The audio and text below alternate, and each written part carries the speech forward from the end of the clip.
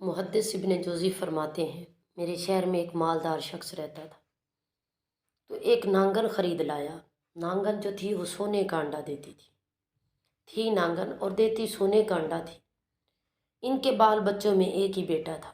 اس نے کہا، ابا یہ نانگن ہے، اس کا کام ڈسنا ہے، تو خیال کر۔ سلطان باہو نے کیا خوب کہا تھا، کھارے کھو کدی میٹھے نہیں تھیندے، باویں سہ من گڑ پائیے، سپاں دے پت کدی متر نہیں ہوندے، بھاویں چلواں دودھ پلائیے۔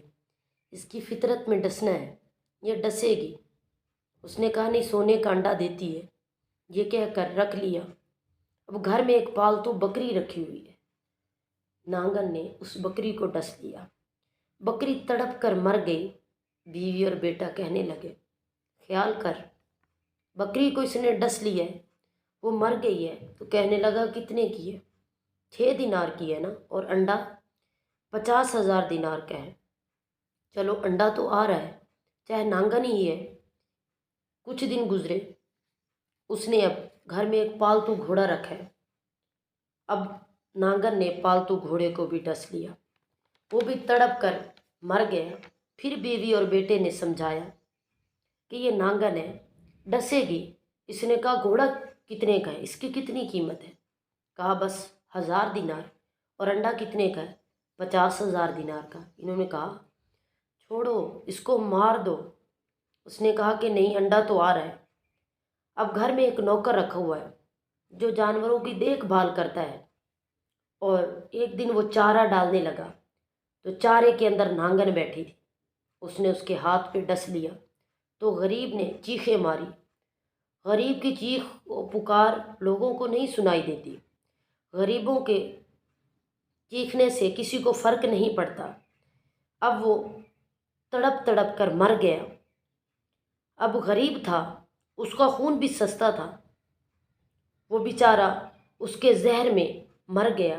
اب مالک کو کوئی ترس نہیں آیا۔ اس نے کہا، نیا ملازم آ جائے گا۔ بیوی اور بچے نے پھر سمجھایا کہ یہ نانگن ہے، اس کو مار ڈال، اس کا کام ہی ڈسنا ہے۔ اس نے کہا، نہیں، سونے کا انڈا تو دیتی ہے۔ وقت گزرنے لگا۔ چند دنوں بعد سب یہ بات بھولنے لگے۔ کچھ دن سکون سے گزرنے لگے۔ اب ایک دن صبح سویرے ہی کمرے سے ماں کے رونے کی آواز آئی۔ جب اماں چیخیں مارنے لگی تو خاوند دوڑ کر گیا، بیوی سے کہا، کیا ہوا ہے؟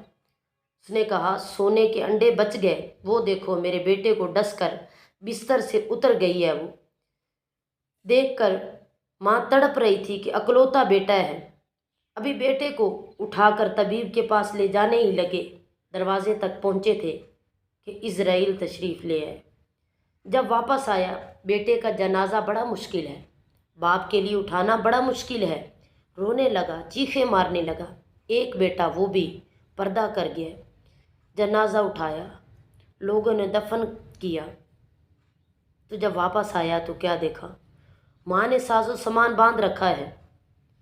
اس نے کہا، کہاں جا رہی ہو؟ کہنے لگی، اس صحن میں میرے بیٹے کی موت ہوئی ہے، یہاں سونے کے انڈے تو بچے ہیں لیکن میرا بیٹا نہیں بچا۔ میں نے اس آنگن کو کیا کرنا ہے جب میرا بیٹا ہی نہیں ہے، جو ماں پکارنے والا ہی نہیں ہے؟ میری ساری دنیا ہی اجڑ گئی ہے، تیری لالچ نے میرا سارا کچھ تباہ کر دیا۔ کہنے لگا، میں اسے نکال دوں گا، مار دوں گا۔ بیوی کہنے لگی، اب کیا فائدہ، بے قدرانے کش قدر نہ جاتی، کیتی خوب تسلی ہو، دنیا دار پجاری سرتے، کتیاں دے گل ٹلی ہو۔ اب کیا فائدہ؟ بیوی نکلی، اس نے ڈنڈا لیا اور نانگن کو مار دیا۔ محدث ابن جوزی فرماتے ہیں، اور وہ پاگلوں کی زندگی گزارتا تھا، پاگلوں کی طرح زندگی بسر کرتا تھا۔ اس کے دائیں بائیں انڈوں کا ڈھیر لگا ہوا ہوتا تھا۔ لوگوں کو کہتا تھا، میری طرح لالچ نہ کرنا۔ میرے پاس نہ بیوی رہی، نہ بچے رہے، نہ کوئی رشتہ دار رہا، نہ کوئی دکھ درد سننے والا بچا تو میرے پاس مال اور دولت بچا، اس کا کیا فائدہ؟ نہ بہن بھائیوں سے ملاقات رہی، نہ دوست و احباب سے رہی۔ اس مال کی وجہ سے میں نے اپنا سب کچھ ختم کر دیا، اور مرتے دم یہ مال بھی میرے کام نہ آئے گا۔